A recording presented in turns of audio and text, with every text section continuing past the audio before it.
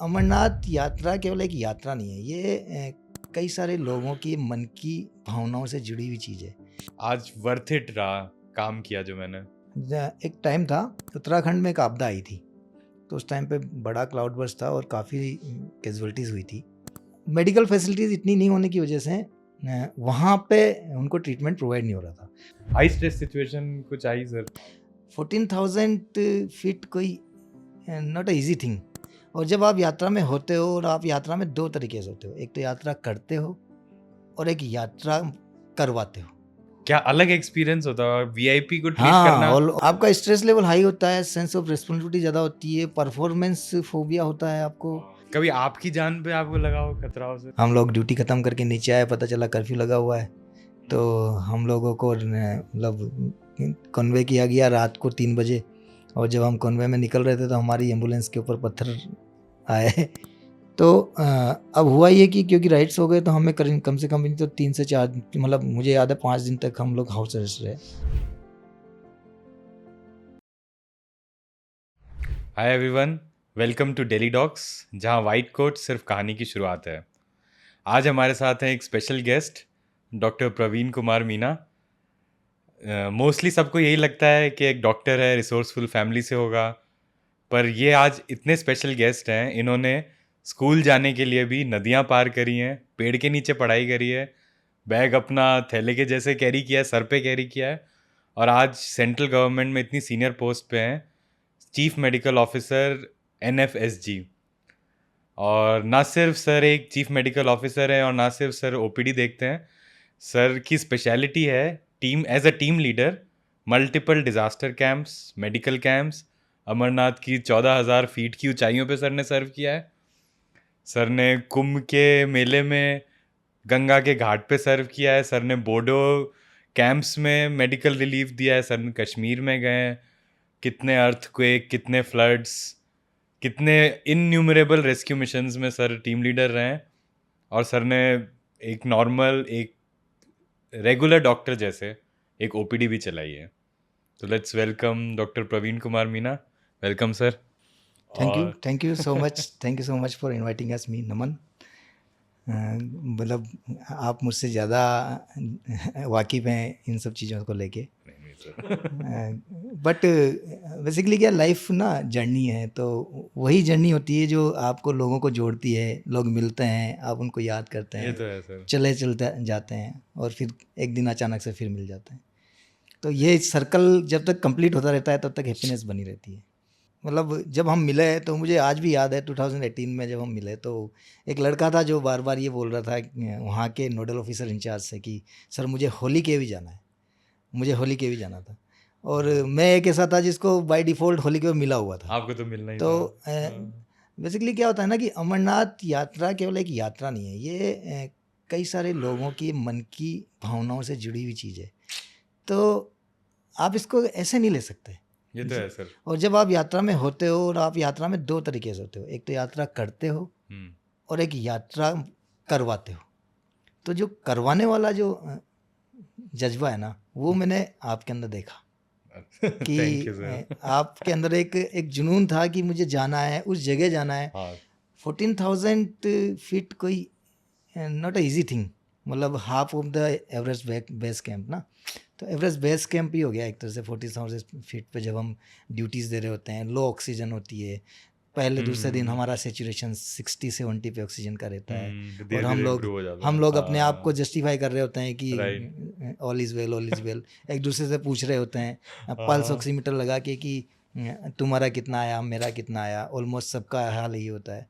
उसमें कोई एक एक्सपीरियंस बंदा मिल जाता है, लाइक जो पहले इस एक्सपोजर को ले चुका होता है, तो वो मतलब आपको लगता है कि यार यही है जो इस पूरे ड्यूरेशन में। सर आप जैसे गए वहाँ पे एज अ टीम लीडर थे आप हमारे। हाँ, और हम कितने 12 डॉक्टर्स की टीम थी शायद, या 11 डॉक्टर्स की टीम थी। एग्जैक्टली हमारे 11 से 12 डॉक्टर्स थे। थोड़ा सा आप अपने एज अ प्रोफेशन आपके बारे में बताओ सर। आपका कौन से डिपार्टमेंट से हो आप, कैसे टीम लीडर बने, जी, क्या हमें करना है टीम लीडर अगर हम बनना चाहते हैं तो? थोड़ा सा अपने बारे में बताओ सर। दरअसल कोई ऐसा मकसद था नहीं, पर जब मैं गवर्नमेंट में सेलेक्ट किया गया, मैं गवर्नमेंट में सेलेक्ट हुआ थ्रू CMS, CMS क्या है सर? Central medical services. ठीक है। तो कंबाइंड मेडिकल सर्विसेज हम लोग कब बोलते दिया हैं था सर, उसको। आपको याद है कौन तो से साल में? CMS मेरा 2007-8 के आसपास की बात है। ओके। 2007 में मैंने CMS क्लियर किया, मेरा बैच 7 का है। और मैं गवर्नमेंट ऑफ इंडिया में आया। उससे पहले मैं स्टेट गवर्नमेंट को सर्व कर रहा था। तो वहाँ से मैं ऑल ऑफ सडन यहाँ पे आया। एंटायरली डिफरेंट एक्सपोजर था और मुझे यहाँ पे आके लगा कि मैं सही जगह पे आ गया हूँ। यहाँ आने के बाद में मैंने डिफरेंट काइंड्स ऑफ ड्यूटीज़ करी और कई सारी मुझे टास्क दिए गए गवर्नमेंट की तरफ से, क्योंकि मैं डायरेक्टली गवर्नमेंट ऑफ इंडिया को रिप्रेजेंट कर रहा था। तो गवर्नमेंट मुझे जो भी बोलती थी मैं उस टास्क में तो वही आपको डायरेक्टली डिप्लॉय करते पार्टिसिपेट, हैं? हाँ, गवर्नमेंट मुझे डिप्लॉय करती थी एज पर रिक्वायरमेंट। ओके। तो जो भी मुझे टास्क देती मैं हैप्पीली एक्सेप्ट करके उसको, और मैं चला जाता था वहाँ पे। ये नहीं पता होता था कि वहाँ जाके क्या सिचुएशंस होती है।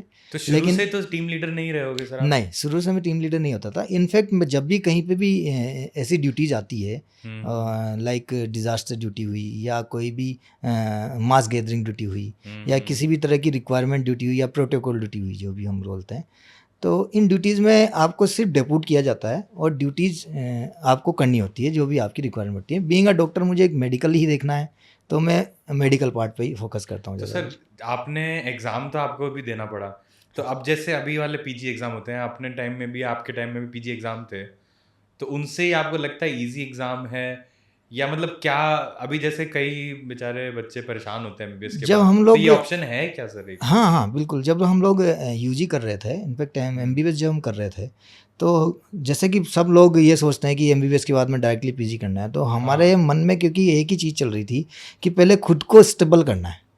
क्योंकि हम जिस परिवेश से हम आए थे और जहाँ से हम गाँव से निकल के और शहर में आए, और अभी और लंबी दूरी तय करनी थी, तो जब तक हम खुद को स्टेबल नहीं करते ना, तब तक लगता नहीं है कि आगे कुछ करना चाहिए। क्योंकि ये एक फ्लो है, मेडिकल ना पूरी एक जर्नी है टिल आपका जो अभी अचीवमेंट है, भी आपके लर्निंग गोल, चल ही हाँ, रही है आपके एवरी, साथ। हाँ, एवरी डे आप सही बात है। मतलब अनएंडिंग है बिल्कुल ना। तो एंडलेस जर्नी है इसमें। इसमें आप समझते हो कि आज पीजी कर लूँ, फिर उसके बाद मैं सुपर स्पेशलिटी कर लूँ, सुपर स्पेशलिटी करने के बाद में जितने ज़्यादा आप लेवल्स अचीव करोगे, उतने बड़े आपके एम्बिशंस होते जाएंगे। तो वो सब चीज़ें, लेकिन टाइम है उसके लिए, कॉस्ट पे करनी पड़ती है टाइम एक के सर साथ। जैसे आप तो डिजास्टर कैंप की तो हम बात करेंगे, डिजास्टर या मेडिकल कैंप्स की, आप और क्या क्या डे टू डे लाइफ में क्या रहता है? आप मतलब नॉर्मल पेशेंट्स भी देखते हो, या सर सिर्फ ये रिलीफ कैंप्स, रेस्क्यू मिशंस या वीआईपीज, क्या मतलब सर थोड़ा सा आप अपने बारे में बताओ। मेरी बेसिकली ड्यूटीज़ जो होती है वो ओपीडी सर्विसेज होती है, क्योंकि मैं अच्छा। गवर्नमेंट में जो ड्यूटीज़ करता हूँ वो ज़्यादातर डिस्पेंसरीज होती है जब मैं कहीं पोस्टेड नहीं होता हूँ। तो अगर मैं कहीं पे पोस्टेड होता हूँ या मुझे प्रोटोकॉल में लगा दिया गया है, तो मैं प्रोटोकॉल हैंडल करता हूँ।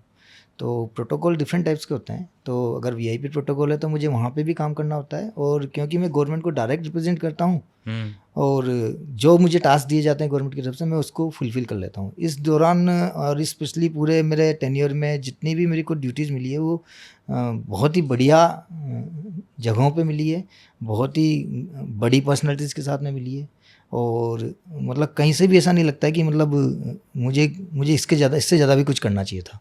बड़ी पर्सनैलिटी जैसे सर? मतलब कुछ वीआईपी पर्सनालिटीज़ है जो बड़े पॉलिटिशियंस हैं, उनके साथ में मेरी रही है, या फिर आप यूँ कह दो कि गवर्नमेंट की बड़ी जगहों पे मेरी तो सर जो duties रही हैं। वीआईपी पॉलिटिशियन होते हैं, तो उनके साथ क्या एक्सपीरियंस, मतलब उनके आप प्राइमरी डॉक्टर होते हैं या उनकी कोई विजिट होती है उसमें उनको अकम्पनी हाँ, करना होता ये है? एक तरह की ऑन कॉल ड्यूटी होती है कि आपकी रिक्वायरमेंट है उनको, और आपको जाके उनको सर्व करना है, क्योंकि वो आप ही के थ्रू सर्व हो रहे हैं। तो मैं जो भी मेरी बेस्ट पॉसिबल एक्सपर्टीज़ है उनको मैं प्रोवाइड करता हूँ और उनकी रिक्वायरमेंट को फुलफ़िल तो करता कोई हूँ। किस्सा वगैरह कुछ याद है सर, कोई स्पेशल वीआईपी? किस्सा तो जैसे कि अब हम अमरनाथ में मिले थे, तो जिस ड्यूरेशन में हम मिले थे उसके जस्ट बाद में जब मैं नेक्स्ट टाइम जब अमरनाथ गया, आपकी तो हर साल वहीं हाँ, लगती है एक बार। तो हुआ ये कि वहाँ के कोई वीआईपी थे, सो कॉल्ड, वो ठीक ठाक पोस्ट पे थे, तो उनके घर पे, क्योंकि कश्मीर डिस्टर्ब एरिया था, तो उनके घर पे कुछ अनवांटेड हुई, उस कारण से उनको वहाँ से निकलना पड़ा। अच्छा। तो उनको निकलना पड़ा, तो उनके साथ में मुझे अटैच कर दिया गया ऑल ऑफ सडन, ऊपर से बुला के कि आपको वहाँ ड्यूटी नहीं देनी है, आपको इनके साथ में अटैच कर दिया है। तो मैं उनके साथ में अटैच हुआ, उनके साथ में चला, उनका कॉन्वे था, उनके कॉन्वे में मैं उनका मेडिकल ऑफिसर बन के रहा। जबकि स्टेट गवर्नमेंट का भी उनके पास में अपना सपोर्ट था। अच्छा, पर तो आप मुझे सेंट्रल गवर्नमेंट की हाँ, तरफ से मुझे ज़्यादा। चूज किया गया, तो ये मेरे लिए बड़ी बात है। इसी की मज़ा तो आता होगा सर, हाँ, बिल्कुल, है ना? मतलब ये तो क्या अलग एक्सपीरियंस होता होगा वीआईपी को ट्रीट हाँ, करना ऑल टुगेदर और इतना, एक हाँ, नॉर्मल ओपीडी में देखना, उसमें क्या एग्जैक्टली। क्या अलग लगता है आपका सर? स्ट्रेस लेवल हाई होता है, सेंस ऑफ रिस्पॉन्सिबिलिटी ज़्यादा होती है, परफॉर्मेंस फोबिया होता है आपको, हाँ, और आपको लगता है कि अगर आप नहीं करोगे तो दिक्कत हो जाएगी। हाँ, मतलब कोई चांस नहीं है, मतलब आपको, क्योंकि आपके कुछ ऐसे इमरजेंसी हैंडल करी, कोई ड्रग रिएक्शन हो गया हो या कुछ इमरजेंसी एकदम वीआईपी के साथ? हाँ, मतलब इस तरह की सच तो डायरेक्टली मैं नहीं बता सकता आपको, पर इस हुँ, तरह की कई इमरजेंसीज है जो मैंने हैंडल करी है, नॉट ओनली केवल वीआईपी, मतलब बाकी जो डे टू डे डिस्पेंसरी हुँ, भी होती है उनमें भी हमने ऐसी ऐसी चीज़ें करी है कि, मतलब मैं आपको बताऊं कि एक बार मैं डिस्पेंसरी में ओपीडी कर रहा था, अचानक से एक लेडी आई, लेडी की ये एक रीजन होता है पैर के पीछे ना, पोप्लीटी रीजन, पॉप्लिटियर हाँ, तो उसमें से ब्लीडिंग हो रही थी, और ब्लीडिंग है ना, गश ब्लीडिंग हो रही थी बहुत भयंकर, वो अच्छा, जहाँ से आ रही थी पूरा ट्रैक बना हुआ था, तो मुझे लगा इसको किसी ने स्टेप किया। हाँ, हाँ, तो हाँ। ऐसे करके मैं भागा और उसके बाद में उसको पकड़ा, उसको उसको लेटाया, उसको देखा कि कहाँ से ब्लीडिंग हो रही है, उसका मतलब फाइंड नहीं कर पा रहे थे हम लोग, लेकिन फाइनली हमें वो रीज़न पता चला, और हमने उसको एड्रेनलिन वगैरह जो भी देके और उसको सेट किया और एम्स के ट्रॉमा सेंटर में पहुँचाया। बाद में पता चला कि उसकी वेरिकोज वेन थी जो ब्लास्ट कर गई थी। अभी अच्छा, क्या हुआ कि उसकी क्योंकि वो ब्लड लॉस बहुत ज़्यादा हो चुका था और सब कुछ हुआ था, लेकिन उसको टाइम पे पहुंचाने की वजह से वो बच गई। बाद में पता हुँ, चला कि हुँ। वो हमारी डिस्पेंसरी की एक स्टाफ थी जो कि किसी और दूसरी डिस्पेंसरी में काम कर रही होती है। तो एक दिन वो अचानक से आती है और आके बोलती है कि डॉक्टर साहब मैं पहचान नहीं पाया उसको कि वो कौन थी। हुँ, तो वो बोलती है कि डॉक्टर साहब नहीं, आपने मुझे मेरी लाइफ सेव करी थी, और वो तो मैंने कहा आप यहाँ कैसे पहुँचे वापस? बोला डॉक्टर साहब मैं तो डिस्पेंसरी की यही स्टाफ हूँ। ड्यूटी डालती है, हाँ, हाँ। तो अच्छा लगा ये जान के कि अच्छा मतलब ये हुँ, सब चीज़ें भी की है, तो वो भी एक चीज़ ये है। डिस्पेंसरी का ही पार्ट हाँ, हो गया। और बाकी अगर आप वैसे सर्विसेज की बात करेंगे, तो जब मैं स्टेट में पोस्टेड हुआ करता था तो मेरी ड्यूटीज ऐसी जगह पे थी जहाँ पे ज़्यादातर स्कॉर्पियन बाइट और स्नैक बाइट्स वगैरह आया करते थे, तो उनको मैंने हैंडल किया बहुत ज़्यादा। कुछ तो वो अमरनाथ की एक कोई बार एक छोटा हाँ सर। बच्चा था, उसको सांप काट के आया, तो वो पता नहीं पा रहा है कि उसको क्या हुआ, लेकिन वो ऑल टुगेदर आया गया और ट्रॉमा में, अब उसको रात भर मैनेज किया, तो उसको जो मैनेज किया और उसकी जो लाइफ सेव करी, हुँ, तो हुँ, वो हुँ। सब चीज़ें ऐसे ऐसे लगता है कि हाँ, मतलब ये तो ये आपने बेस्ट वहाँ पार्ट है पे लाइफ का। डिज़ास्टर कैंप्स वगैरह में हाँ, डिज़ास्टर कैंप्स में तो कई सारे काम ऐसे हैं जो डिज़ास्टर कैंप में हुए हैं, मतलब इनफैक्ट डिज़ास्टर कैंप्स में या तो कोई हाँ, मेडिकल मतलब इमरजेंसी वाली जगह? जब हम अमरनाथ थे, तो अमरनाथ में क्या होता है कि वहाँ पे हम पोस्टेड थे, तो वहाँ का हमारा जो चैम्बर था जहाँ पे हम लोग ड्यूटीज किया हुँ, करते थे, ट्रीटमेंट किया करते थे, तो उसमें ज़्यादातर पेशेंट्स आते थे, वो सेचुरेशन डाउन करके आते थे, लेकिन कुछ पेशेंट मायोकार्डियल इंफ्रेक्शन के आते थे, उनको हाँ। पकड़ना, उनको टाइम पे देना, तो मैंने करीब तीन पेशेंट मुझे अच्छे से याद है जिनको मैंने अच्छा। सीपीआर दे के रिवाइव किया।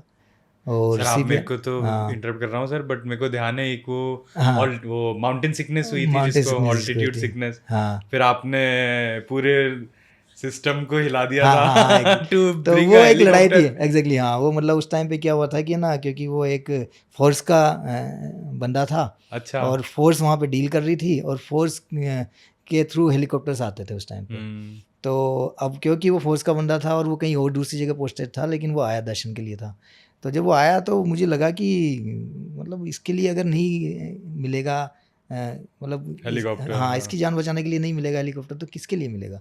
तो मैंने वहाँ के हाईएस्ट जो ऑफिशियल है उनको जाके पहले रिक्वेस्ट करी, और फिर उसके बाद में उनको सिचुएशन बताई पूरी, और क्योंकि हम उसको रिवाइव कर चुके थे तो उसको हुँ। इमीडिएट ट्रांसफ़र की ज़रूरत थी, तो हमें लगा कि अगर इसको ट्रांसफ़र नहीं किया तो फिर नहीं सर मतलब वो हाँ, रिक्वेस्ट तो तो नहीं वो थी। हाँ, तो मतलब उस टाइम आपने पे तो मैं अच्छे अपना से हाँ, उनकी एक उनको उनकी ड्यूटी याद दिला दी हाँ, थी। तो वो लगा, फिर हाँ, उन्होंने फाइनली उसको मतलब हेली प्रोवाइड किया, और हेली प्रोवाइड हाँ, करके उसको पहुंचाया, जो ट्रांसफ़र हमारा किया। ट्रांसपोर्ट किया, और उसके बाद में उसकी जान बची। तो ये भी एक बड़ी, कभी आपकी जान पे आपको लगा हो खतरा हो सर? हर समय हर समय हर अच्छा। समय, हाँ, हर समय, वो तो मैं आपको बताऊं कि 2016 में जब गए थे, बहुत डिस्टर्ब हो रहा था और कर्फ्यू लगा हुआ था, तो स्टोन पेल्टिंग होती थी, तो हम लोग जब आते थे तो हमें भी मतलब निकलने में बड़ी दिक्कत हुई उस टाइम पे। हम मतलब हम लोग ड्यूटी ख़त्म करके नीचे आए, पता चला कर्फ्यू लगा हुआ है, तो हुँ, हम लोगों को मतलब कन्वे किया गया रात को 3 बजे, और जब हम कन्वे में निकल रहे थे तो हमारी एम्बुलेंस के ऊपर पत्थर आए। अच्छा, तो पत्थर आए, हाँ पत्थर आए, तो हम लोग मतलब अभी स्टोरी बन गई, लेकिन उस टाइम पे तो जान निकल गई। हालत थोड़ी ख़राब थी। हमने कोशिश करी कि हम अपनी तरफ से कोशिश करी कि हम हमारा कोई कन्विंस देखें। तो हमने बात करी किसी फोर्स के एक बंदा था उसकी तरफ से, तो वो पॉसिबल हो नहीं पाया। तो अल्टीमेटली हमें गवर्नमेंट सपोर्ट के साथ में निकलना पड़ा। तो ये था। हम कई जगह ऐसी जगह पोस्टेड थे, लाइक मैं अगर बोडो मूवमेंट में एक आसाम में जब हुआ था, उस टाइम पे क्या हुआ था कि ना वहाँ पे राइट्स हो गए जब हम पोस्टेड थे। मैं एक आसाम में पोस्टेड हुआ, वहाँ पे एक धुबरी करके एक जगह है जो कि हमारे इंडिया का लास्ट मतलब आखिरी गांव है वो। ओके। तो उस गांव में जब हम पोस्टेड हुए तो वहाँ राइट्स हो गए। तो वहाँ राइट्स हो गए, तो वो क्या था कि हम जहाँ रहे रुके हुए थे जिस होटल में, उस होटल का मालिक एक मारवाड़ी था। तो उसने हमें इन्फॉर्म किया टाइमली, बोला सर आप जो भी राशन आप ले सकते हो अंदर ले लो, क्योंकि यहाँ राइट्स हो गए, अब मैं अपनी दुकान और ये होटल बंद तो करके आप जा रहा होटल हूँ। में रुके हुए हम थे? होटल में तो थे। आपका काम वहाँ पे क्या था? हम लोग गए थे क्योंकि बोडो मूवमेंट के टाइम पे काफ़ी मैन हैंडलिंग हो गई थी, और ओके। रिलीफ कैंप्स बनाने पड़े थे गवर्नमेंट को। तो रिलीफ कैंप्स में हम लोग रिलीफ ड्यूटीज़ तो देते जो थे। वहाँ की तो हम सफरिंग लोग हो रही थी, जिनको जो सफरिंग्स को, हाँ बेसिकली सफरिंग को विक्टिम्स थे, हम, हाँ तो उनको आप उनको हम मेडिकल हेल्प उनको दे हम रहे थे? मेडिकल हेल्प करके लिए जाते थे। तो वो हमारा काम था, मतलब हमें उसी ड्यूटी के लिए दिया था, मेडिकली हम लोग उनको फैसिलिटेट करें। तो अब हुआ ये कि क्योंकि राइट्स हो गए, तो हमें कम से कम नहीं तो 3 से 4, मतलब मुझे याद है 5 दिन तक हम लोग हाउस अरेस्ट रहे। तो ये जो 4-5 दिन का हाउस अरेस्ट था, ये सबके लिए अपना एक मतलब पूरा दास्तान है, किसने कैसे लिया, किसने कैसे लिया। तो वो अब एक तो टाइम था। सर कोविड के हाँ बाद तो सबको पता है हाउस अरेस्ट क्या होता हाँ है। कोविड उस के टाइम बाद से में भी, आपको पता मतलब होगा। इनफैक्ट जब हम कोविड में भी, मैं आपको बताऊं कि कोविड के टाइम पे भी मैं डिस्पेंसरी में ओपीडी कर रहा था, और मुझे एक फ़ोन आया कि आपको इमीडिएट एयरपोर्ट में आना है। ठीक तो है। मुझे केवल 1 घंटे का टाइम दिया गया। मैं 1 घंटे में पहुंचा एयरपोर्ट, तो मुझे पता चला कि वहाँ पे मुझे क्वारंटाइन में ट्राइज बनाया हुआ है। तो उस ट्राइज में ड्यूटी लगा दी। वहाँ पे हम लोग क्या कर रहे थे कि ना सबको सेग्रीगेट कर रहे थे अकॉर्डिंग टू ट्राइज। तो फाइनली वहाँ पे जितनी भी फ्लाइट्स आई थी उनको सबको रोक लिया गया था, और थाउजेंड्स ऑफ पीपल थे जो अंदर थे, और वो परेशान हो रहे थे क्योंकि उनका सबका स्क्रीनिंग होना था, और सबको ट्राइज के अकॉर्डिंग सिम्टोमेटिक सबको करना तो था। इंटरनेशनल ट्रेवल हिस्ट्री, पेशेंट्स थे? इंटरनेशनल पेशेंट्स थे। फिर फाइनली इन सबको हमने ट्राइज किया। ट्राइज करने के बाद में जो सस्पेक्टेड थे या जो जिनमें सिम्टम्स थे लाइक फ्लू लाइक सिम्टम्स थे, तो उन सबको हमने एरोसिटी में क्वारंटाइन किया। तो मुझे एरोसिटी में 2 होटल का इंचार्ज बनाया गया, क्वारंटाइन इंचार्ज। मुझे नोडल ऑफिसर बनाया गया क्वारंटाइन सेंटर का। तो अभी क्या था कि ना, क्योंकि सब लोग तो पैसेंजर्स हैं ना, हमारे लिए तो पेशेंट्स नहीं है ना, लेकिन हम पैसेंजर्स को क्वारंटाइन कर रहे हैं जो कि आ रहे हैं किसी कोज की वजह से यहाँ पे, और वो लोग अब रिश्तक हो चुके हैं। अब वो जो उनका स्टोरीज है वहाँ पे 15 दिन का, क्योंकि उनको निकलने नहीं दिया 15 जाए। दिन और क्वारंटाइन किया? कोरोना तो अपने आप में इतना बड़ा एपिसोड था कि ना उसमें लोग एक दूसरे से नफरत करने लगे थे, बात नहीं करते थे किसी से, टच नहीं करते थे, वो नहीं करते थे। हमें 3 बार उनको जाके चेक करना होता था। तो पहले दूसरे दिन हम बहुत डरे हुए थे। हमने 2-2 3-3 गाउन पहने, 2-2 3-3 बाद मास्क में खुल लगाए। गए। फिर बाद में जब 2 राउंड हुए, और 2 राउंड होने के बाद में जब हमने उनसे इंटरेक्ट किया, बात किया, क्योंकि रोज डेली उनका चेकअप करना था मुझे, और डेली उनका टेम्परेचर लेना था। फिर जब मैंने उनसे बात करी, सब कुछ किया, तो मुझे मतलब एक फीलिंग आई अंदर से कि ना, मतलब ठीक है प्रोटेक्शन अपनी जगह है, लेकिन उनको ये फील ना कराया जाए कि मतलब आप ही सब कुछ। तो फिर मैंने अपने प्रोटेक्शन को थोड़ा सा रिड्यूस किया, और एक बेयर उस टाइम मिनिमम आप घर प्रोटेक्शन पे रह साथ रहे में। थे कि आप भी नहीं, मैं हॉस्पिटल में? वहीं पे रहा था। मैं करीब आप, क्योंकि 36 फिर दिन, आपसे हाँ घर पे जाना 36 देर तक मैं वहाँ रहा। आपको हुआ? हाँ मतलब मुझे उस ड्यूरेशन में नहीं हुआ, लेकिन जैसे ही मैं वहाँ से आने के बाद में मुझे 15 दिन का वो दिया गया, एक क्वारंटीन? हाँ क्वारंटीन पीरियड दिया। उस दौरान मुझे अच्छा, कोरोना उस टाइम हुआ। हो हाँ गया। तो मैं मतलब उस टाइम पे रहा। फिर मतलब हुआ, सब किसको नहीं हुआ, तो सबको हुआ ही होगा। सभी तो को हो गया, हाँ सही पर बात ठीक है है, वो सर। सब निकल गया, इजीली निकल गया। सर ये तो आपकी लाइफ के कई किस्से, सर किस्से तो एंडलेस हैं, बट ना एक कुछ एडवेंचरस, कुछ आपको मज़ा आ गया और बाद में लगा हो कि वाह आज वर्थ इट रहा काम किया जो मैंने? जब मज़ा आने की बात होती है ना, तो चीज़ें फ्लैशबैक में इतनी सारी चीज़ें चलती हैं ना कि आपको क्या बताऊँगा। एक टाइम था, उत्तराखंड में एक आपदा आई थी। तो उस टाइम पे बड़ा क्लाउड बर्स्ट था और काफ़ी कैजुअलिटीज़ हुई थी। तो हमें पोस्ट किया गया उत्तराखंड, मुझे दिया गया यमुनोत्री और गंगोत्री रूट, जो कि ऑल टुगेदर मतलब कट ऑफ था। उस वहाँ पे 40 दिन तक कोई इलेक्ट्रिसिटी नहीं थी, रोड पूरे डैमेज हो चुके थे, और हम जिस कंडीशन में वहाँ पहुँचे तो हम यहाँ से ट्रेवल करके पहुँचे, हमें स्टेट गवर्नमेंट ने वहाँ पहुँचा तो दिया, पर जब डेस्टिनेशन पे पहुँचने की बात आई तब हम यहाँ से निकले ग्रुप में थे, लेकिन आगे जाके सब हम अकेले हो गए। फाइनली मैं अकेला जहाँ पे मुझे जाना था वहाँ मैं गया। तो क्या बाकी लोग अलग अलग जगह पोस्ट सबको अलग अलग, क्योंकि Okay. वो बड़ा एरिया था जहाँ पे डिस्टर्बेंस हुआ था। यमुनोत्री और गंगोत्री रूप मेरनी था, बाकी जोशीमठ भी था, कई सारे अलग पौड़ी गढ़वाल वाले इलाके थे। तो बड़ी आपदा थी और उसमें हमें काफ़ी जान माल का नुकसान हुआ था। तो मेडिकली हम लोग वहाँ पे पहुँचे। तो जब मैं पहुँचा तो रात के 9 बज चुके थे और रोड टूटे हुए थे और नदी पार करनी थी जहाँ मेरा सेंटर था। तो हम लोग जैसे तैसे करके वहाँ पहुँचे। हमने कहा चलो ठीक है, रात को एक जगह रुके। वहाँ हमें एक राणा जी करके मिले, बहुत ही इंटरेस्टिंग पर्सनालिटी थी। वो वहीं के लोकल थे, अप डाउन करते थे और वहाँ पे एक तरह से मल्टीटास्किंग स्टाफ की तरह से वो काम करते थे, पर उनका लाइसेंस अच्छा था। तो वो उनके वहाँ पे ऊपर कभी सेब के बागान हुआ करते थे, तो वो रोज़ मुझसे बोलते थे सर कभी फ्री हो जब आपको ड्यूटी से तो आप चलो। तो एक दिन मैं चल पड़ा। राणा जी के पास में स्कूटर था।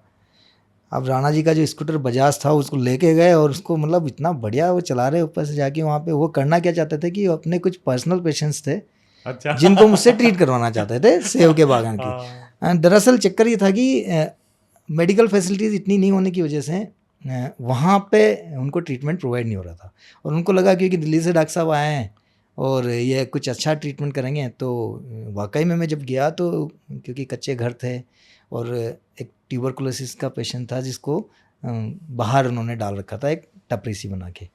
तो वो बहुत ही पुअर कंडीशन में था। मैं जाते ही मेरे को पता समझ में आ गया कि इसको क्या दिक्कत है, और मैंने राणा जी से कहा कि मैंने कहा राणा जी आपको बाकी सब चीज़ें छोड़ के, वो झाड़ फूँक में लगे हुए थे, कुछ और लगा हुआ था, तो ये सब चीज़ें छोड़ो तो आप ये लगाओ। तो उनको ट्यूबरकुलोसिस का जो प्रोटोकॉल है वो मैंने समझाया उनको, और वो नीचे जहाँ पे कस्बा था वहाँ से उनको मैंने कहा आप ला के इनका शुरू करवाइए तो वो ये ठीक होंगे। इसी तरह से गांव के करीब 20 लोग थे जिनको उन्होंने दिखवाया। तो ये सब तो हो गया, पूरी जो भी ओपीडी लगा दी आपने। हाँ ये तो हो गया। सेब फिर के मैंने कहा बागान राणा जी वो सेव का बाग कहाँ था जो आप देखे कि सर वो और ऊपर है। तो मैंने कहा चलो भी चलते हैं। तो क्या मन में एक था कि क्योंकि हम हिमालय में थे तो मन में था कि यार जड़ी बूटियाँ, हिमालय से जड़ी बूटियाँ आती। तो मैं राणा जी से बीच बीच में पूछता था। मैंने कहा राणा जी कौन कौन सी बूटियाँ होती है, क्या क्या होता है ये वो। तो राणा जी ने कहा कि सर ये होता है, ऐसे ये हो जाता है, ऐसे हो जाता है। मैंने कहा दिखाओ। तो उन्होंने कहा आगे जाना पड़ेगा। तो रोड पे स्कूटर खड़े करके हम आगे चले गए। तो आगे गए तो वो कुछ कुछ बता रहे थे। इतने में राणा जी ने कहा कि सर ये देखो ये यहाँ पे ये जो है ना इसके पंजे का निशान है। तो बेसिकली वो उसका लेपर्ड के पंजे का निशान था। तो मैंने कहा राणा जी ये किसका निशान है? कि ये ना डॉक्टर साहब ये लेपर्ड के पंजे का निशान है। तो वो बोलते हैं कि मैंने कहा आपको कैसे पता? बोला ये देखो और ये ताज़ा है। वो बोले कि ये ताज़ा है। तो मैंने कहा अच्छा ताज़ा है? तो बोला कैसे? कि ना ये देखो अब इसमें कुछ फाइंडिंग्स होती है उनकी। तो उन्होंने बताया। मैंने कहा ठीक है। तो हम ऐसे कर ही रहे थे ताज़ा ताज़ा करके ना, तो इतने में हमने देखा तो लेपर्ड ऊपर ही बैठा हुआ था। तो अभी क्या हुआ कि ना मैं तो केवल पंजे पे फोकस कर रहा था। राणा जी ने लेपर्ड पे फोकस कर दिया। अब राणा जी ने मुझसे ऑल ऑफ सडन कहा कि डॉक्टर साहब भागो। तो मैंने कहा क्यों? कि डॉक्टर साहब भागो टाइम नहीं है। तो हम जब भागे तो हम भागे नहीं, हम लिटरली लुढ़के। तो हमारी पीछे छिल गए पूरे अच्छे से। हम ठीक ठाक छिले, मतलब हम करीब 1 किलोमीटर तक भागे क्योंकि कोई चांस था नहीं बचने का। तो हम 1 किलोमीटर भागे नीचे पहाड़ से जैसे करके। राणा जी का जो स्कूटर था बड़ा महान था। तो राणा जी खुद तो बैठ गए स्कूटर में। अब मैं से कहते हैं कि धक्का लगाओ डॉक्टर साहब स्टार्ट नहीं होगा। तो अभी मतलब पीछे शेर है, आगे राणा जी है और उनका स्कूटर हम है। हाँ। तो मैंने कहा राणा जी कहाँ फंसा दिया कि डॉक्टर साहब धक्का लगाओ, बैठो ये गुड़क जाएगा फिर स्टार्ट हो जाएगा। तो मैंने कहा ठीक है। अब मैं लगाया धक्का, वो स्टार्ट ना हो, है ना, क्योंकि राणा जी को क्लच नहीं छोड़ रहे डर के मारे। गेट तो डाल रखा लेकिन क्लच नहीं छोड़ रहे। तो मैंने कहा राणा जी क्लच छोड़ो तो स्टार्ट होगा, आप धक्का लगवा रहे हो। जैसे वो स्टार्ट हुआ राणा जी ने थर्ड गियर में स्कूटर आगे बढ़ाया, मैं जम करके बैठा। हम जब आके करीब हम 8 किलोमीटर नीचे जाके और थोड़ा सा सांस आई कि पीछे मुड़ के देख लें, तब तक लगा। मैंने कहा राणा जी कहाँ सेब आपके बागान है कहाँ? सेब तो कि डॉक्टर साहब बागान तो थे नहीं, पर अब ये जो हुआ ये दोबारा नहीं होगा करके। ऐसे तो ऐसे एपिसोड याद आते हैं सर। वो ध्यान होगा आपको, अपन अमरनाथ में थे तो जंगली भालू आ गए थे। हाँ बेसिकली वो उनकी टेरिटरी है। आप वहाँ गए हो, आप अपनी 40 दिन का एक झांकी लगाते हो और आप वापस ले आ जाते हो। बाकी टाइम तो उन्हीं को सर्वाइव करना था। तो वो क्या होता था कि जब ये लंगर वंगर लगते थे तो वो भालू वहाँ पे खाना खाने आते थे। हालांकि अभी तक कोई ऐसी कैजुअलिटीज़ देखने को नहीं मिली क्योंकि वो सबका पेट भरा होता था, लगभग सबका खाने से पेट भरा होता था। पर होता क्या था कि रात को जब हम टेंट में रहते थे और वो क्योंकि वो टेम्पररी हटमेंट्स होते थे, तो उनमें जब रहते थे तो हम लोग बाहर इवन डर लगता था। हाँ टॉयलेट करने के लिए या जाते थे तो मतलब बड़ा सर हालत मैं ख़राब होती अपना और बताता कई हूँ। बार सामना हुआ। और हाँ पोलर बियर बेसिकली देखने में ना, मतलब पहाड़ी भालू जो होता है वो सोचने में छोटा होता है लेकिन देखने में बहुत बड़ा होता है, और अगर उसको आप देख लोगे तो मतलब एक फोबिया हो जाता है। तो वो चीज़ें फेस करके हमें मतलब कि बड़ा लगा कि ये क्या है, ये मतलब तो जान सर हथेली पे किस्सा लेके मुझे चल भी रहे हैं। ध्यान है। जब मेरा हाँ पहला दिन था, मतलब पहली रात थी, हाँ तो भालू इतने दिख रहे हैं सब तरफ। फिर रात में वॉशरूम जाना, देख तो ठंड, अमरनाथ की ठंड। वहीं केव पे ही अपना टेंट था। तो मैं तो सर गया बाहर, जैसे ही बाहर निकला तो वो सारे वो जो आर्मी और सीएसएफ वाले वो सारे जा रहे, डॉक्टर साहब वापस जाओ, डॉक्टर वाह साहब वाह वापस जाओ। इतने भालू थे। फिर मैं हाँ, अंदर घुसा और मैं नहीं गया वापस टॉयलेट। मैंने कहा मैं तो नहीं जाऊंगा। सुबह का वेट किया, ऑल्दो उन्होंने मेरे को बता दिया था कि डॉक्टर साहब अब चले गए भालू। हाँ। पर मैं बाहर नहीं आया था पूरी रात। इसी दौरान जब मैं जाता था तो मैं अलग अलग गांव में चले जाता था, वहाँ के जाके उनके प्रधान से मिलता था, उनसे बातें सुनता था, उनकी मतलब उनके साथ में मिलता था, तो उनके अलग अलग और किस्से ये होते सब थे आप, ये दिस वाज ऑल ड्यूटीज़ के पार्ट ऑफ दौरान। आवर ये ड्यूटी, पार्ट ऑफ मेरा ऑफ मेरा योर क्योंकि क्या होता था कि ना मैं हाँ। अपनी मेडिसिन को अपने थैले में रखता था, और हम्म, जो भी रिक्वायर मेडिसिन थी उनको मैं वहाँ पे बांटता भी था, और मैं दूसरे दिन आ जाता था तो फिर से मेडिसिन लेते थे। कुछ क्या होता था कि ऊपर मैसेज कन्वे करवा देते थे कि कल डॉक्टर साहब उधर आएंगे तो आपको दवाई ववाई की ज़रूरत है तो बता देना करके। तो ऐसे करके हम मेरा मिशन यही था कि मुझे तो जाना था काम वहाँ, भी हो जाता था, काम भी हो जाता था, एक्सपीरियंस भी मिल एक्सपीरियंस भी हो जाता था। जाता था, और वहाँ की जो ज़मीनी हालात थे उनका पता चल जाता था। तो वो हाँ। मैं आके नीचे कन्वे कर देता था हायर अथॉरिटीज़ को, वो अकॉर्डिंगली उनको वो कर देते थे। लाइक कि मैं जब एक गांव में गया तो वहाँ पे डायरिया फैला हुआ था। अच्छा। तो डायरिया इतना ज़्यादा था कि हमें जो मेडिसिन लेके गए थे वो हम लेके गए थे 5-50 लोगों के हिसाब से, लेकिन डायरिया बहुत ज़्यादा था और हमें लग रहा था कि क्योंकि आफ्टर डिजास्टर ना डायरिया मतलब क्लाउड बर्स्ट और ये सब चीज़ें होती है, तो हम सोर्स को ढूंढने की कोशिश कर रहे थे कि डायरिया हो गया। तो क्या हुआ क्या था कि जो जब ये क्लाउड बर्स्ट हुआ था वो सब हुआ था, उनके जो वाटर टैंक्स थे ना हम्म। उनमें वो पूरा गंदा पानी आके इकट्ठा हो गया था। अब उनकी सफाई किसी से हुई नहीं थी। तो फिर वो क्लोरीनेशन किया, उसका गोलियाँ डाली, वो सब चीज़ें वो करे, तो वो मतलब अपने आप में बड़ा काम था कि डायरिया कंट्रोल करना एक जगह पे जहाँ पे पूरे गाँव में डायरिया फैला हुआ था। उस कारण से वहाँ पे 2 डेथ भी हुई थी। वो डायरिया की वज़ह से नहीं हुई थी बेसिकली, वो क्योंकि पुरानी कोई बीमारी चली आ इलनेस रही थी, थी, हाँ। लेकिन क्योंकि अब उस दौरान होगी तो वो लोग बोल देते हैं कि इस वज़ह से हुई है, लेकिन वो डायरिया की वज़ह से नहीं थी।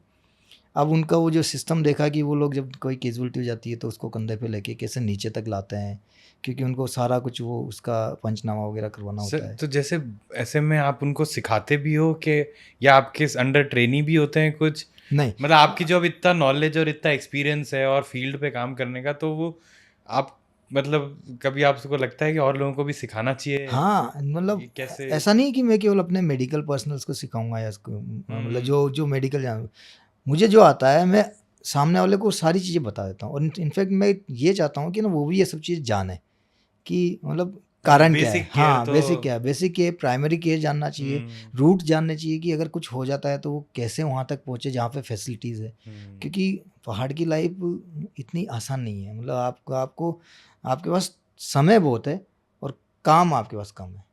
तो आप क्या है कि एक काम को करने के लिए आप नीचे जाते हो, फिर आप ऊपर आते हो, तो आपके पास में आप बहुत लिमिटेड चॉइस रखते हो, क्योंकि आपको पता है कि एक ही बार नीचे जाना है और एक ही बार ऊपर आना है। तो आपके काम भी अकॉर्डिंगली होते हैं। मतलब मैं बताऊँ आपको कि जब हम अमरनाथ में पहुँचते थे तो हम पानी पीना हमारे लिए एक टास्क होता था कि चलो पानी हाँ पी के सर। आते हैं। तो हम लोग वो जो 260 सीढ़ियाँ हम नीचे जाते थे और 260 सीढ़ियाँ ऊपर आते थे तो वो पूरा 1.5 घंटा लगता था यार उसमें, और हम आते क्या थे 2 घूँट पानी पीने के लिए जाते थे। हाँ। तो 2 घूँट पानी पीने के लिए हम 260 सीढ़ियाँ नीचे जाते थे और ऊपर आते थे, और उस और वो जो दौरान खाना मिलता था सर और लंगर में, अरे भगवान। लंगर की वो, अपनी पर अपनी वो अपने खाना सर किस्से। 25 दिन तो हाँ, कैसे अच्छा सर? ये हाँ, आज कभी लूज़ मोशन नहीं हुआ वहाँ पे हाँ, कुछ लूज खाने से? मोशन तो नहीं हुआ। हाँ, यू आर राइट, बट और वो हाँ, खाना तो ऐसा ही था। मतलब आपको ये हो जाए कभी भी। आपको मेवे मिल रहे हैं, आपको मतलब नाश्ते में बादाम मिल रही है और आप खाने से हाँ, डर रहे हो क्योंकि आपको भूख नहीं है, आपको आपको ये तो लगता है कि यार है। इसको खा के मैं करूँगा क्या? तो वो सब चीज़ें हाई स्ट्रेस सिचुएशन कुछ आई सर? आई, कई बार आई कि बेसिकली हाई स्ट्रेस सिचुएशन तो ऑल टुगेदर मतलब पूरी ज़िंदगी में जब भी आप जाते हो ना, हम्म। तो जब जाते हो तो एक स्ट्रेस लेके जाते हो। ये तो आपकी आपका अपना नेचर है कि आप उसको कैसे रिलीव कर देते हो। अदरवाइज़ तो आप जब भी किसी ऐसी जगह पे जाते हो जो अननोन है और आप पहले वहाँ पे काम नहीं किया है, तो वो हमेशा स्ट्रेसफुल रहती है। कुछ मेरे एग्जांपल साथ में भी बताओ। कई दफ़ा ऐसा हुआ कि ना मुझे लगा कि यार यहाँ पे आके क्या मतलब गलती तो नहीं क्यों, कर दी। हाँ गलती तो नहीं कर दी या क्या है। क्योंकि जब एक बार अमरनाथ की बात बताता हूँ कि मैं जब एक बार अमरनाथ जा रहा था तो पौनी वाले जाते थे जनरली। हम लोग भी क्या होता था कि हम लोग भी पौनी में ही बैठ के जाते थे, क्योंकि सामान एक पौनी में जाता था, हम दूसरी पौनी में जाते थे। तो अभी क्या होता है कि ना आगे आगे एक चल रहा है और वो मेरे ही सामने खाई में उसकी पौनी गिर जाती है और वो खुद भी उसके साथ में जाता है। तो वो मतलब वो जो गिरता हुआ उसको देख के बाकी सब लोग घबरा गए।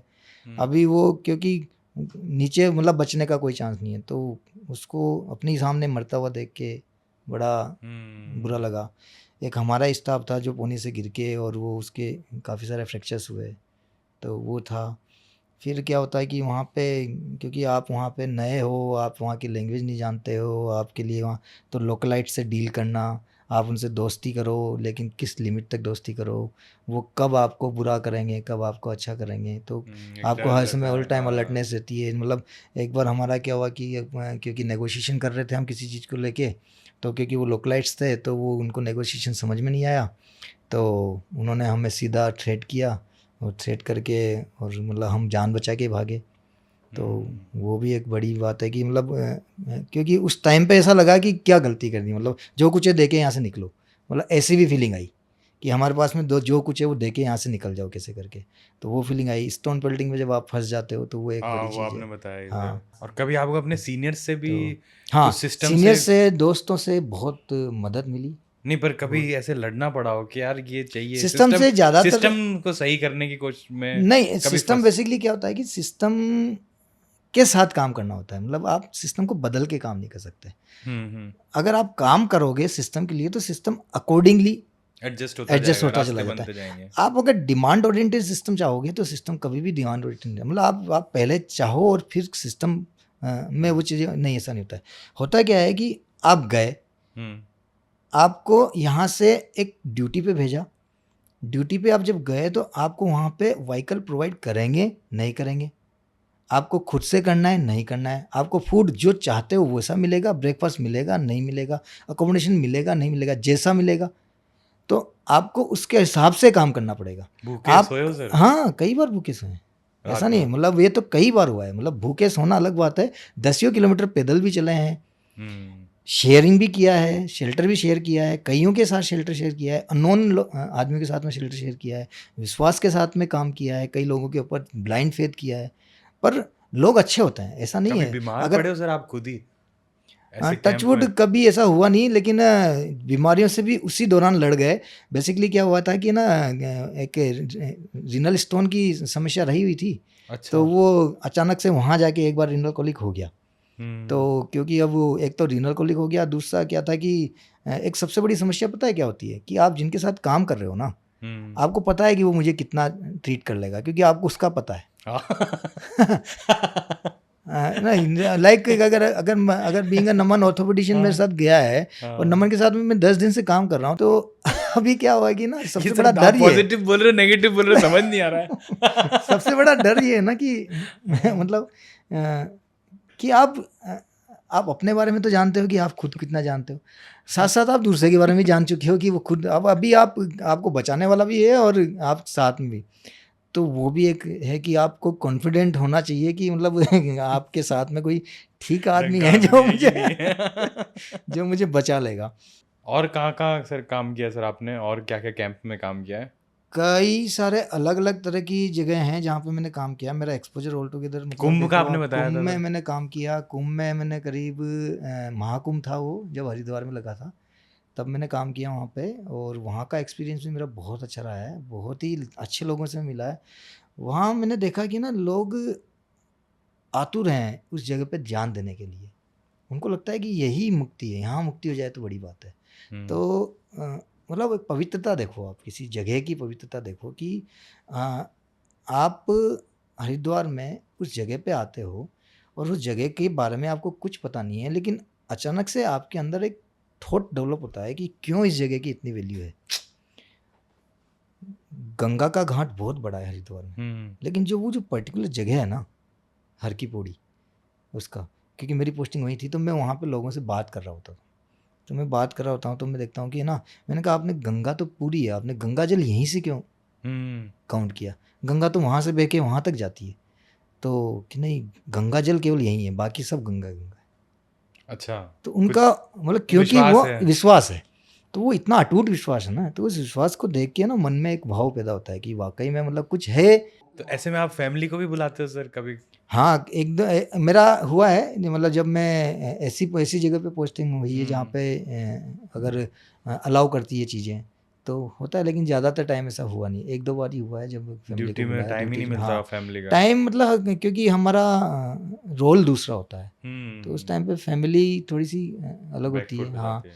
बाकी ये है कि टचवुड मतलब मेरी वाइफ बच्चों के साथ में बहुत अच्छे से मैनेज करती है, और ये मैं कर भी इसी पा रहा हूँ, इसलिए पा रहा हूँ क्योंकि जो मेरी वाइफ है वो हर चीज़ वो भी को मेडिको है हर सर? चीज़ नहीं, वो एजुकेशन में है, शी इज ए टीचर अच्छा। और लेक्चरर है बेसिकली, और वो चीज़ों को संभाल लेती है मेरे बाद में भी, और इतने अच्छे से संभाल लेती है कि मुझे मतलब, हालांकि तो वो लोग प्राउड फील करते हैं सर हाँ कि आपके लिए? हाँ, हाँ, बहुत ज़्यादा, बहुत ज्यादा। ये बहुत अच्छा ज़्यादा, लगता होगा सर। हाँ, बहुत आपके ज़्यादा। कोई ऐसा मतलब मोमेंट हो? अच्छा लगता है जब आपके किस्से किसी और के मुंह से सुने जाएं, आपके हम्म, बारे में कोई और बात करे और वो पॉजिटिव बात करे, तो आपको मतलब एक ऐसा लगता है ना कि चलो ठीक है, कुछ तो ठीक कुछ ही तो किया है, बढ़िया कुछ तो अचीव ठीक ही किया किया है। है। क्योंकि आप जब कर रहे होते हो हाँ, तो आपको पता नहीं होता है कि आप सही कर रहे हो या गलत कर रहे हो, तो आपका इंटेंशन सही करने का होता है, लेकिन चीज़ें गलत भी होती है।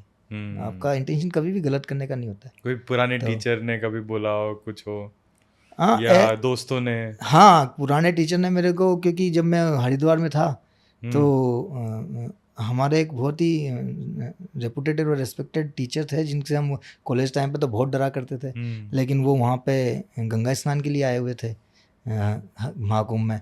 तो मैं उनको चरण स्पर्श करके बोलता हूँ कि सर मेरा नाम ये, मैं वहाँ से हूँ। तो अरे तुम यहाँ पे क्या गंगा स्नान करने आए हो? तो हाँ, मुझे ये बताते हुए अच्छा लगा कि मैं यहाँ पे नई ड्यूटी पे हूँ और सेवा दे रहा मैं हूँ। सेवा दे रहा हूँ। तो बड़े अचंभित हुए इस चीज़ को लेके कि अच्छा आप यहाँ तक भी हो, क्योंकि ज़्यादातर लोगों का एक्सपोजर होता नहीं है इतना ऐसे और अचानक से ऐसी चीज़। फिर जब मैंने उनको फैसिलिटेट किया तो काफ़ी खुश हुए। तो ये सब चीज़ें अच्छी लगती है कि चलो ठीक है, किसी को तो ऐसा लगा कि हमने कुछ तो ठीक किया है। नहीं सर, हाँ, बहुत ही अमेजिंग है सर। तो इनफैक्ट जहाँ भी जाते हैं वहाँ पे आप लोगों को जानते नहीं हो, लेकिन जब आप आते हो तब आप, कई लोग आपको छोड़ने आते हैं, कई लोग आपको मिस करते हैं, कई लोग आपको हमेशा याद करते हैं। तो वो केवल आपका काम है जो उनको दे के आए। सर 1998 में आपने एमबीबीएस स्टार्ट करी, तो 1998 के प्रवीण कुमार मीना और 2024 के CMO, NFSG, doctor, team leader Praveen Kumar Meena में क्या फ़र्क है? सोच थोड़ी और ज़्यादा जवान हो गई, और जो चीज़ें उस टाइम पे अवेलेबल नहीं थी अब रिसोर्सेज के साथ में सब चीज़ें हो रही है। जोश में कोई कमी नहीं है, कहना है ये मुझे पिछली बार ही लगा। बेसिकली जब उतर के नीचे आए तो 1-1.5 महीने की जो थकान थी वो पहले नहीं होती थी, लेकिन अब होती थी। लेकिन जोश में कोई कमी नहीं है। आज भी मुझे अगर कोई टास्क दिया जाए तो मेरे मुंह से यस निकलता है। कोई क्या भी बात टास्क है। मैं तो सर कभी कुछ आपको लगता है कि आप एक यंग प्रवीण को कुछ समझाना चाहोगे, कुछ एडवाइस देना चाहोगे? मैंने जो मिस किया वो किया कि ना, मैंने खेला बहुत कम हूँ। मतलब मुझे और खेलना चाहिए था। जो मतलब अगर मैं ये कहूँ कि मैं अगर एमबीबीएस टाइम में क्या मिस किया, तो मैं कहता हूँ कि मैंने ग्राउंड मिस किया। मुझे और हम्म, ग्राउंड में जाके खेलना था। सर आप मतलब अच्छी रिसोर्सफुल फैमिली से थे या नहीं फिर एक आपने स्ट्रगल किया? नहीं, फैमिली में रहा है, मतलब ऐसा नहीं कि मतलब बहुत ज़्यादा रिसोर्सफुल फैमिलीज में थे। स्ट्रगल किया है पीछे से, मतलब हमने भी डिस्टेंस कवर किया है स्कूल जाने के लिए। तो वो है, स्कूल दूर हुआ करते थे, और स्कूल ऐसी जगह पे होते थे, कभी मंदिर में हुआ तो कभी पेड़ के नीचे हुआ। तो वो उसका फिक्स नहीं था डेस्टिनेशन की, स्कूल आज यहाँ आया तो कल कहाँ तो वो होगा। कपड़े और वो और गीले नहीं हो जाती थी हाँ किताबें? हाँ बिल्कुल, वो सब चीज़ें सही है कि वो सब करी हम। मतलब तरसते थे कि कोई इतनी सी साइकिल मिल जाए, किसी की साइकिल मिल जाए जिससे हम जाएँ। मतलब हमारे पास में अपनी साइकिल नहीं हुआ करती थी उस टाइम पे। अच्छा, तो वो टाइम तो देखा। ये कब तक और परेशान रहे सर? मतलब हायर सेकेंडरी तक हमें ये सब चीज़ें देखनी पड़ी। मतलब आपको एक सीधा सा एग्जांपल बताऊं कि ना, मैंने नेशनल कैडेट कोर होता है एक एनसीसी, वो ज्वाइन किया था क्योंकि संडे को कचौरी मिलती थी। अच्छा। तो वो संडे की कचौरी खाने के लिए मैंने नेशनल कैडेट कोर ज्वाइन किया था। हालांकि बाद में उसमें अच्छा अचीव किया हम लोगों ने, उससे हमने काफ़ी सीखा और कैंप्स वगैरह किए, काफ़ी इंटीग्रेशन कैंप, नेशनल कैंप्स वगैरह किए, लेकिन ज्वाइन मैंने कचौरी खाने के लिए किया था। तो सर इसी बात तो पे एक पर्सनल सवाल, हाँ, आपकी सैलरी कितनी है आज? आज मैं अगर ये कहूँ तो इतनी है कि मतलब मैं कंफर्टेबली अपनी सारी इच्छाएं पूरी कर सकता हूँ। मुझे गवर्नमेंट मोर देन इनफ देती है, और इतना दे देती है कि मैं अपना, अपने परिवार का और अपने बच्चों की ख्वाहिशें पूरी कर सकता मतलब अगर आज आपको वेकेशन जाना हो, हूँ। ऑफ कोर्स मैं कोई हाँ, मैं गाड़ी खरीदनी हो, साल में 2 या 3 वेकेशन प्लान कर लेता हूँ। कभी छोटी होती है, कभी बड़ी होती है, कभी भी बच्चों के स्कूल, हाँ, कोई नहीं, आईफोन्स, कोई दिक्कत कोई नहीं है। और लैपटॉप, कोई दिक्कत नहीं। सारे गैजेट्स जितने भी हैं वो सब मैं परचेज कर सकता हूँ। हम्म। और इतना है कि किसी चीज़ की कमी नहीं हो सकती, मतलब जो चाहूँगा वो मिल जाएगी। पर ये नहीं कह सकता कि मैं सब कुछ पालूंगा, जो ज़रूरत की चीज़ें हैं वो सारी मैं ले लूँगा। अच्छे मुझे से, इतना मिलता है, अच्छे मतलब से ले लूँगा। सरप्लस है, सरप्लस, पर कमी तो नहीं है। इतना भी नहीं है कि मैं उसको मतलब कि Lamborghini खरीद बेमतलब, लूँ, हाँ, हाँ। बेमतलब चीज़ें हासिल भी मुश्किल से करी है, तो मतलब पाई भी मुश्किल से है। तो वो जो वैल्यू फॉर मनी है ना, वो हमेशा जहन में रहती है। तो कभी भी वेस्टेज रहा नहीं, हाँ, कभी भी वेस्टेज रहा नहीं है, तो इस कारण से अच्छे से हो उस जाता है। आई थिंक सर इसीलिए आप इतना अचीव करने के बाद भी इतने हम्बल और डाउन टू अर्थ हो। हाँ, मतलब आप ये बोल सकते हैं कि क्योंकि एक्सपोजर ऐसे रहे हैं, तो एक्सपीरियंस हम्म। के साथ में वो सब चीज़ें आएगी। सर जो आपके दोस्त होंगे, आपके जूनियर हुए, हाँ, वो तो प्राइवेट में, जैसे आई एम श्योर गवर्नमेंट सर्वेंट से तो ज़्यादा ही सैलरी होती है। हाँ। तो सर उसका आपको कभी लगता है कि यार उनकी सैलरी ज़्यादा है, हमारे पास ज़्यादा एक्सपीरियंस है, या कोई ऐसे आपको आप कैसा फील होता है देख के कि दोस्त और जूनियर भी मतलब मैं प्राइवेट में? अगर मैं अपने आप से कंपेयर करूं, या मैं मेरे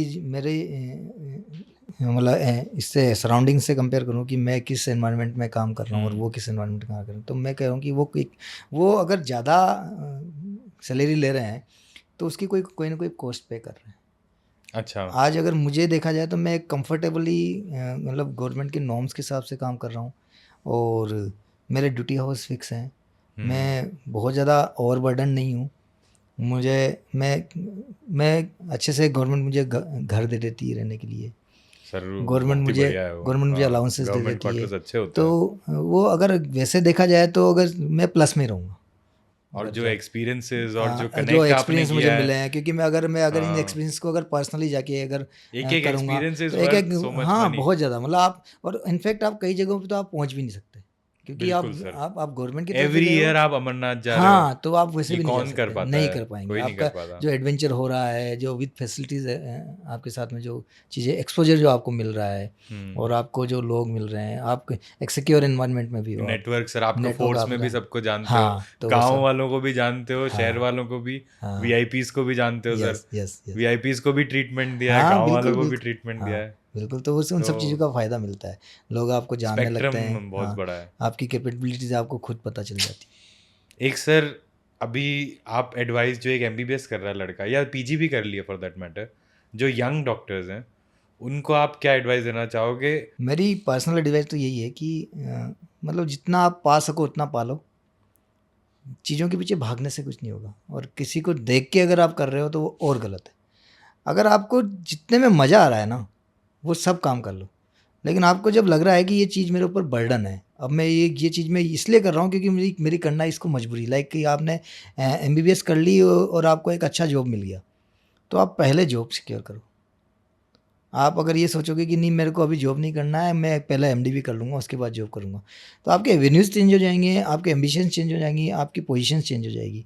वहाँ जाके आपको फिर एक स्ट्रगल करना है। आपने अगर एमडी कर ली और उसके बाद आपको लगता है कि अब मैं डीएम कर लेता हूँ, तो फिर आपके नेक्स्ट लेवल के एवेन्यूज़ हो जाएंगे, नेक्स्ट लेवल के एम्बिशंस हो जाएंगे, और उसके साथ में आपका जो ग्रुप ऑफ कंपटीशन होगा ना, वो भी चेंज हो जाएगा, आपका माइंडसेट चेंज हो जाएगा। तो अपने आप को सैचुरेट रखना ही सबसे बड़ी बात है, क्योंकि लाइफ में जो ये जो ड्यूरेशन है ना, जो आप गवा देते हो इस कुछ बनने के लिए, और एंड ऑफ द डे आप काम वही कर रहे होते हो जो सब कर रहे हैं।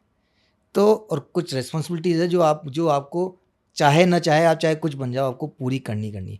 तो आपको फोकस रखना पड़ेगा इस चीज़ के लिए कि कितना अचीव करने के बाद में बाकी काम बाद में भी किए जा सकते हैं। तो ऐसा नहीं है कि जर्नी वहीं ख़त्म हो जाती है। आपने एमबीबीएस किया, 5 साल आप ड्यूटीज़ करिए अच्छे से, आप जब थोड़े से सेटल्ड हो जाएंगे, आप एमडी करने चले जाइए।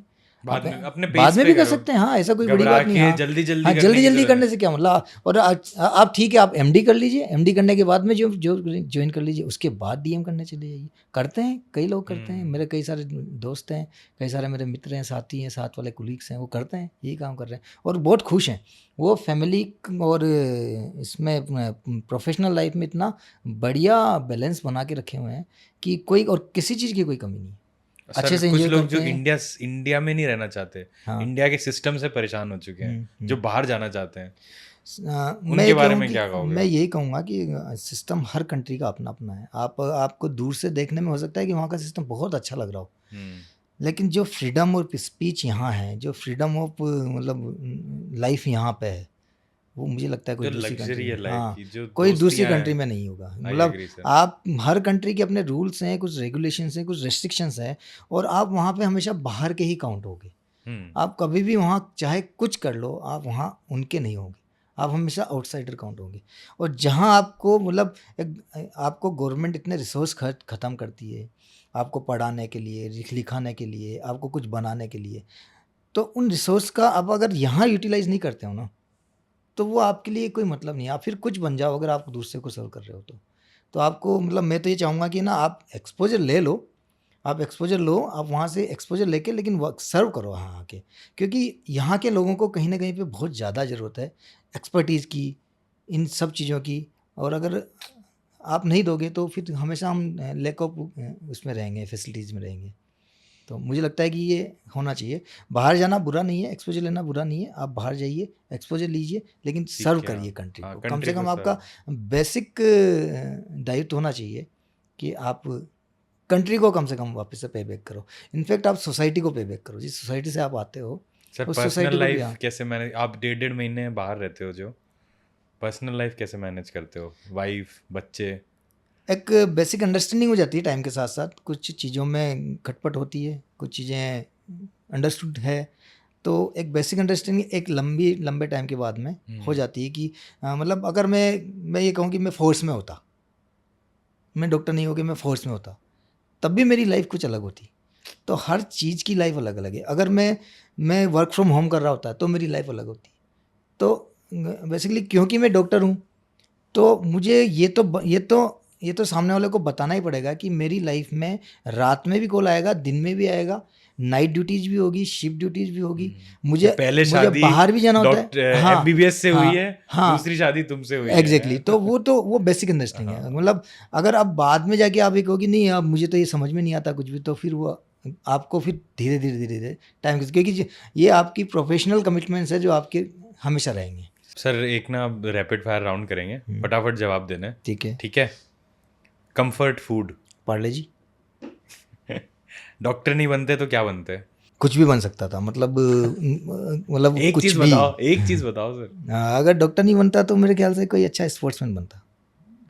कोई अगर इंडिया नहीं होता तो और कौन सी कंट्री? अपना गांव भला। इंडिया। हाँ, तो कैंप पे जाना पसंद है या हॉस्पिटल की ओपीडी? कैंप ज़्यादा चल के। कैंप में ज़्यादा मजा। आपके पास जो घर पे या ट्रैवल करते मेडिकल किट होता है, उसकी एक चीज़ बताओ जो हमेशा होती है उसमें। एक क्रेम बैंडेज हमेशा होती है उसमें। सूचर करने में मज़ा आता है या दवाइयाँ लिखने में मज़ा आता है? हाँ सही कहूँ तो सूचर करने में ज़्यादा मज़ा आता है। एक वीआईपी देखना पसंद करोगे या 10 नॉर्मल पेशेंट? 10 normal patient. और ये जो डिपार्टमेंट मीटिंग होती है उसको मिस करने के लिए सबसे कॉमन बहाना क्या मारते? सबसे पहला बहाना तो यही होता है कि पता ही नहीं था। सही बात है। कभी कैंप पे सबसे बेकार चीज जो खाई हो, worst thing at a camp खानी पड़ी हो? किसी गुस्से से बनाए हुए आदमी के हाथ का खाना। अच्छा, कैंप के लॉजिस्टिक मैनेज करना में ज़्यादा मज़ा आता है, सप्लाईज और सब, या फिर पेशेंट्स को देखने में ज़्यादा मज़ा आता है? लॉजिस्टिक्स। ज़्यादा मज़ा आता है। One thing you miss about being a young doctor? Ground. ठीक सर, परफेक्ट आंसर्स। और कहाँ से हो सर आप, कहाँ? राजस्थान में है मेरा घर, मतलब गांव है बेसिकली, बूंदी डिस्ट्रिक्ट में छोटा गांव है। जाना होता है और सर? किसान परिवार से हैं। हाँ जाना होता है, अभी भी जाना होता है, अभी भी जाते हैं। बहुत खुश फील करते हैं, बहुत लगता है कि अपने जगह पे वापस आ गए। और अगर कोई मुझे आज ये कह दे कि आपको तनख्वाह मिलती रहेगी, आप यहाँ रहो, तो मैं रहूँगा। तो अच्छा लगता है, मतलब वो अभी भी जड़ें वहीं पे है, और क्योंकि हमने सीखा वहीं से है, सारी कुछ चीज़ें वहीं से सीखी है, एक्सपोजर हमारे वही रहेंगे। घर आज अभी भी उसी को, हाँ, घर पूछे तो आप घर जब भी पूछते हैं हम वही बोलते हैं, ये घर जाना है। हाँ घर जाना है, घर जाना है, तो वही अच्छा लगता है। सर आप हो बूंदी से और आज दिल्ली में हो, इस जर्नी के बारे में थोड़ा बताओ सर। इंटरेस्टिंग है। हम्म बेसिकली MBBS करने के बाद में ना मकसद था कि यार नौकरी लगनी है, हम्म तो कच्ची पक्की जहाँ भी लगी कोई भी नहीं छोड़ी, ठीक है। चाहे 2 दिन के लिए करी लेकिन पकड़ ली। हम्म स्टेट गवर्नमेंट में सर्व किया, UPSC दिया हुआ था तो उसमें क्लियर हो गया। ये आप अब एमबीबीएस के बाद का बता रहे हो सर? MBBS के बाद में, एमबीबीएस कहाँ से था सर? MBBS राजस्थान से था, जोधपुर से। ठीक है। तो UPSC क्लियर हो गया तो देन लगा कि अब तो मतलब मेडिकल एडमिनिस्ट्रेशन में चले जाएंगे, मतलब कि हम लोग मेडिकल के एडमिनिस्ट्रेशन बन जाएंगे, क्योंकि एक्सपोजर कम था, आज की जितना एक्सपोजर नहीं था हमें। रेयरली कंप्यूटर भी, मतलब उस टाइम पे डेस्कटॉप भी मुश्किल से वर्क होते हैं, टच फ़ोन आए नहीं थे, और कीपैड हमारे पास में थे। कीपैड भी केवल इतने थे कि बैलेंस डलवा के बात कर लें, क्योंकि एक्सपोजर इस टाइप का नहीं था। और दूसरा जब UPSC दिया था तब कॉलेज से भी कम ही लोग थे, मतलब मैं दूसरा होऊंगा मेरे कॉलेज से शायद जो UPSC क्लियर किया। मुझसे पहले करीब 6 साल पहले कोई सीनियर थे जो निकले थे। ओके। तो इस तरह का एक्सपोजर नहीं था कि CMS के बाद में क्या होगा, ज़्यादातर लोग नहीं जाते थे। क्या नाम था सर एग्जाम का? CMS, combined medical services. तो UPSC जो लेती है हम मेडिकल सर्विसेज के लिए, वो कंबाइंड मेडिकल सर्विसेज लेती है। तो वो ज़्यादा एक्सपोजर नहीं होने के कारण से ये भी पता नहीं था कि पोस्टिंग्स कहाँ कहाँ पर आती है। अच्छा। तो अब मैं ये सोच के खुश था कि मेरा UPSC में होया, मीन्स मैं मेडिकल एडमिनिस्ट्रेशन में जाने वाला हूँ। तो मैंने बिना सोचे समझे इस चीज़ को ऑप्ट कर लिया। मैंने पता करने की कोशिश करी, जैसे कि स्टेट में UPSC मतलब सेंट्रल गवर्नमेंट के जो डिपार्टमेंट्स होते हैं वहाँ गया, लेकिन कोई मुझे अच्छे से समझा नहीं पाया, या मैं पूछ नहीं पाया अच्छे से, जो भी, तो दोनों चीज़ें थी। तो अल्टीमेटली मैं ज्वाइन किया, लेकिन मैं जब ज्वाइन किया तब मेरा जो मिनिस्ट्री जहाँ पे मैंने ज्वाइन किया था वहाँ पे मैंने पूछा था कि मुझे क्या क्या मिलेगा, मतलब क्या मिलेगा। उन्होंने बोला कि डिपार्टमेंट्स आपको कोई से मिल सकते हैं। अब क्योंकि इतने सारा लिस्ट ऑफ डिपार्टमेंट है, मुझे लगा कि कहीं पे भी जाएंगे आपको बनाएंगे तो एडमिनिस्ट्रेशन ही करके। तो मैं मेडिकल एडमिनिस्ट्रेटर के माइंडसेट के साथ में यहाँ पे आया था। जब यहाँ आया तो मुझे एंटायरली अलग चीज़ मिली कि एक डिपार्टमेंट मुझे अलर्ट हुआ, और उस डिपार्टमेंट में मुझे एक मेडिकल प्रोफेशनल की जॉब मिली। तो उस पर किया, उसको भी किया। तो पहली जॉब क्या थी? मतलब मेडिकल ऑफिसर में रहा। अच्छा। और मेडिकल ऑफिसर रहा और गवर्नमेंट ऑफ इंडिया को रिप्रेजेंट किया, और उसमें मैंने डिस्पेंसरीज में और इनमें तो सर मेडिकल ऑफिसर और CMO बीच में भी कुछ पोस्ट होती हाँ, हैं, ये ऊपर भी कुछ, मतलब एक मैक्सिमम पूरा क्या है? कंटिन्यूशन ऑफ हायरार्की है इसमें। आज के अच्छा। डेजिग्नेशन होते हैं, आपका जितना सर्विस हो जाता है उतना आपको प्रमोशन के बेसिस पे आपको ये एक हायरार्की होती है। Like medical officer, senior medical officer, chief medical officer non functional, chief medical officer selection grade, chief medical officer higher administrative grade, ये इसकी हायरार्की है। मैक्सिमम क्या है sir? Higher admission grade HAG। HAG। हाँ, तो ये ठीक ठाक है, हाईएस्ट लेवल है और अच्छा है इसके, मतलब। आप कितने पायदान नीचे हो सर? अभी मैं नॉन फंक्शनल हूँ, मैं 2 पायदान नीचे हूँ हाईएस्ट से। हाईएस्ट से। हाँ, तो ठीक है, मतलब कोई बुरी बात नहीं, मतलब एडमिनिस्ट्रेटर नहीं बने कोई बात नहीं, बट इसमें भी आपने वो सब अचीव कर लिया। ये भी अच्छा, मतलब मैं तो कहूँ कि अगर कोई आना चाहता है इसमें तो वो भी बहुत हैप्पीली, मतलब इसमें कोई बहुत बुरा नहीं तो है। सर मैं ये कह सकता हूँ अपने व्यूअर्स को कि अगर कोई गाइडेंस चाहें तो वो कमेंट्स में अगर हाँ, क्वेश्चन डालते सर्टन हैं लेवल्स पे होती है, तो मतलब आप उनके आंसर करने को रेडी हैं सर? हाँ बिल्कुल। हाँ, तो सर्टन लेवल पे होती है इसकी। जैसे आपने अगर MD किया है तो आपका MD के लिए अलग UPSC एग्ज़ाम होगा। राइट। और अगर आपने टीचिंग में जाना चाहते हैं तो टीचिंग के लिए अलग एग्ज़ाम होगा। MBBS के बाद देना चाहते हैं तो वो उसका एक अलग एग्ज़ाम होगा, वो एग्जाम ही चेंज हो जाएगा। एग्ज़ाम MBBS के चेंज बाद होगा। अलग एग्जाम है, हाँ, नाम उसका वही रहेगा। लेगी उसको UPSC, उस एग्ज़ाम को लेगे, कंडक्ट अच्छा। UPSC करेगी, लेकिन उसका एंट्री लेवल चेंज हो जाएगा। MBBS MD दोनों में चेंज हो दोनों में जाएगा। चेंज हो जाएगा, और मतलब फिर उसके बाद जो पोस्ट मिलेगी वो भी अलग हायरार्की चेंज हो हाँ जाएगी। हाँ, अलग हायरार्की में चलेगी। और उसके बाद अगर MD के बाद कोई देता है तो उसको फिर स्पेशलाइज्ड काम करने को मिलेगा, जैसे वो कार्डियोलॉजिस्ट है। हाँ, उसको कार्डियोलॉजिस्ट तो कार्डियोलॉजिस्ट का काम मिलेगा। हाँ, उसको मतलब कार्डियोलॉजिस्ट तो सॉरी सर DM हो गया। हाँ, बट मतलब जनरल फिजिशियन हुआ या एनेस्थीसियोलॉजिस्ट हुआ तो उसको एनेस्थीसिया का काम करने को मिलेगा। हाँ। सर जो ये एग्ज़ाम जो UPSC कंडक्ट कर रही है इसमें क्या क्या पार्ट्स होते हैं, इंटरव्यू भी होता है, एमसीक्यू होता है, सब्जेक्टिव होता है? एग्ज़ाम का पैटर्न ये होता है कि ना यूपीएससी इसको कंडक्ट करती है, एवरी ईयर वो सीट्स डिक्लेयर कर देती है, उसके फॉर्म्स भरते हैं, उसके बाद में जब वो एग्ज़ाम कंडक्ट कर लेती है तो वो रिटन एग्ज़ाम होता है और उसमें एमसीक्यू बेसिस होते हैं पूरा। उसमें एक पार्ट जीके का भी होता है, एक पार्ट इंग्लिश का भी होता है और बाकी हमारा एमसीक्यू या सब्जेक्टिव? एमसीक्यूज होते हैं। MCQ। हाँ, लेकिन वो क्वेश्चंस सब्जेक्टिव टाइप के होते हैं, लिखना नहीं होता, लेकिन एमसीक्यूज टिक होते हैं। मैं आजकल समझ पैटर्न गया, थोड़ा क्या- सा चेंज हो गया। ठीक है। उसके बाद में जब आप ये क्लियर कर लेते हो तब आपका एक पर्सनालिटी टेस्ट होता है, इंटरव्यू बेसिस होता है वो पूरा, जो यूपीएससी कंडक्ट करती है। और जब आपका पर्सनालिटी टेस्ट क्लियर हो जाता है तब आपका कंबाइंड रिजल्ट निकलता है और उसके बाद में आपका मेडिकल होता है, जो कि आपको क्लियर करना होता है। मेडिकल आपका जब क्लियर हो जाता है तब आपको पोस्ट दे दी जाती है, जो आपने कैडर अप्लाई किया है उसके लिए। ठीक तो है। ये इसका एक सिंपल सा पैटर्न है, हर साल होता है, 4-6 महीने लगते हैं इसमें इस पूरे प्रोसेस में, और उसके बाद में पोस्टिंग हो जाती है। So thank you everyone for watching this episode with doctor Praveen Kumar Meena. ये थे हमारे आज के इतने सीनियर गेस्ट जिनकी लाइफ काफ़ी हटके थी। आपको ये जर्नी कैसी लगी, सर की एडवाइसेस कैसी लगी, ये प्लीज़ कमेंट करें। जो भी आपके क्वेश्चंस हैं, आप इस एग्ज़ाम्स के बारे में और जानना चाहते हैं, आप जानना चाहते हैं कि हम कैसे इसका पार्ट बन सकते हैं, हम कैसे रेस्क्यू मिशंस में जा सकते हैं, तो उसके लिए भी आप कमेंट करें। I am sure sir would be happy to answer it. So guys, if you think you belong here, आपको लगता है आप भी इस चेयर पे बिलोंग करते हैं, तो please contact us and we would be happy to have you here. Thank you for joining.